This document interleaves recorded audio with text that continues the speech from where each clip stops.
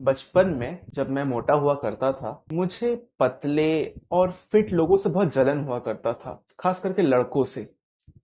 ऐसा इसलिए नहीं था क्योंकि वो फिट हैं या वो पतले हैं, मुझे उनसे इस बात का जलन हो रहा था क्योंकि उनके पतले या फिट होने की वजह से उनके चेस्ट में फैट नहीं हुआ करता था, जिसकी वजह से वो जब चाहे जैसा चाहे जो भी कपड़ा पहन सकते थे। उनको इस चीज़ का बिल्कुल टेंशन नहीं था कि उनका चेस्ट खराब दिखेगा या लड़कियों जैसे दिखेगा। वो कहीं पे भी स्विमिंग पूल हो जाए या कोई भी पब्लिक प्लेस हो जाए या बॉयज चेंजिंग रूम हो जाए, वो आराम से कपड़े निकाल के चेंज कर सकते थे क्योंकि उनका चेस्ट आइदर फ्लैट हुआ करता था या एक प्रॉपर मैनली शेप में हुआ करता था। अनलाइक मेरा, जो मोटापे की वजह से, ओबीस होने की वजह से, ओवरवेट होने की वजह से मैंने चेस्ट पोर्शन में बहुत ज़्यादा फैट अक्यूमुलेट या डेवलप कर लिया था, जिसकी वजह से मुझे दिमाग में कहीं ना कहीं ये ट्रॉमा रहता था कि अगर मैं ज़्यादा टाइट फिटिंग वाले कपड़े पहन लूँगा या मैं कभी नो विदाउट टी शर्ट या शर्टलेस घूमूंगा तो लोग मुझे चिढ़ाएंगे, लोग मेरे बारे में क्या सोचेंगे क्योंकि मेरा चेस्ट फैट है। सो ये बात का मेरे को हमेशा से एक सेल्फ स्टीम वाला इशू हुआ करता था ना। इस वीडियो को शुरू करने से पहले मैं आपको एक डिस्क्लेमर देना चाहता हूँ कि अगेन, चेस्ट फैट दो तरीके का होता है। फर्स्ट तरीका, उसको हम गायनोकोमेस्टिया बोलते हैं, ये एक मेडिकल टर्म है।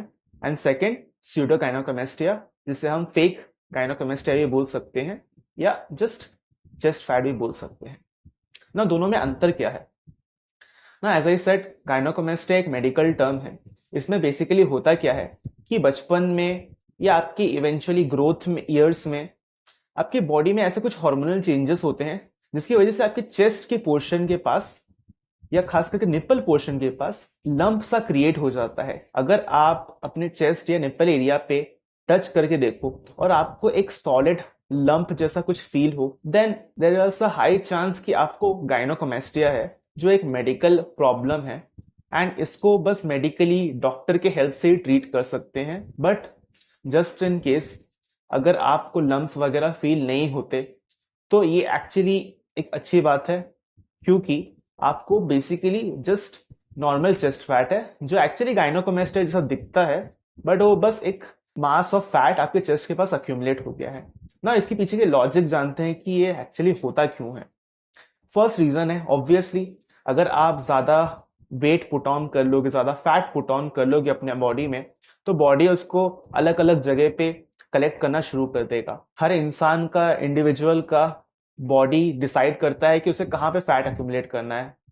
कुछ लोगों का स्टमक एरिया पे ज्यादा होता है, कुछ लोगों का थाइज में होता है, कुछ लोगों का चेस्ट पे होता है, कुछ लोगों का फेस पे होता है। अब ये आपका बॉडी डिसाइड करता है कि उसे कौन सा फैट कहाँ पे किस अमाउंट में अक्यूमुलेट करना है। इस वजह से कुछ लोगों के चेस्ट में ज्यादा फैट अक्यूमुलेट हो जाता है, जिसको हम मैन बुब्स या स्यूडोगाइनोकोमेस्टिया बोलते हैं। एक और रीजन जिसकी वजह से ये आपका फेक गाइनो या चेस्ट फैट डेवलप हो जाता है हॉर्मोन्स की वजह से, वो इसलिए होता है क्योंकि over the long period of time, अगर आप अपने टीनेज ईयर्स में ओबीस रहो, आप ओवरवेट रहो, तो बॉडी एक प्रोसेस जिसको एरोमेटेज कन्वर्जन बोलते हैं, उसके थ्रू आपके टेस्टोस्टेरोन को ईस्ट्रोजन में कन्वर्ट कर देता है, जिसकी वजह से आप लड़कियों के जैसे चेस्ट में फैट अक्यूमुलेट करने लगते हो, क्योंकि लड़कियों की बॉडी में भी ईस्ट्रोजन होता है जो एक सेम एक्शन परफॉर्म करता है ना। बॉडी में एस्ट्रोजन ज्यादा मात्रा में होने की वजह से आप स्टमक एरिया के साथ साथ अपने चेस्ट एरिया में, अपने थाइज में, अपने ग्लूट्स में भी आप फैट स्टोर करना शुरू कर देते हो। Now coming to the solution कि आप इसे फिक्स करें तो करें कैसे। ओवरऑल बॉडी फैट कम करने से आपका चेस्ट रीजन का भी fat over the time compounding effect की वजह से चला जाएगा। तो आपको बेसिकली करना क्या है, आपको मेक श्योर करना है कि आप हर दिन कैलोरी डेफिसिट में हो।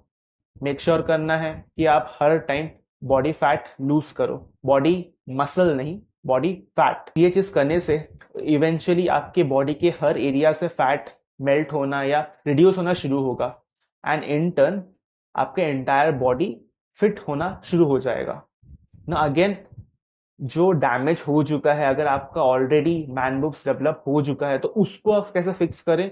उसको ही फिक्स करने का एक सिंपल सा तरीका है, आपको अपने डाइट को अच्छा करना पड़ेगा और आपको मेक श्योर करना पड़ेगा कि आप ना जी जान लगा के चेस्ट वर्कआउट्स करें जितना हो सके। खास करके आपका जो अपर चेस्ट का पोर्शन है उसको डेवलप करें, क्योंकि वही आपके चेस्ट को एक एस्थेटिक लुक देता है।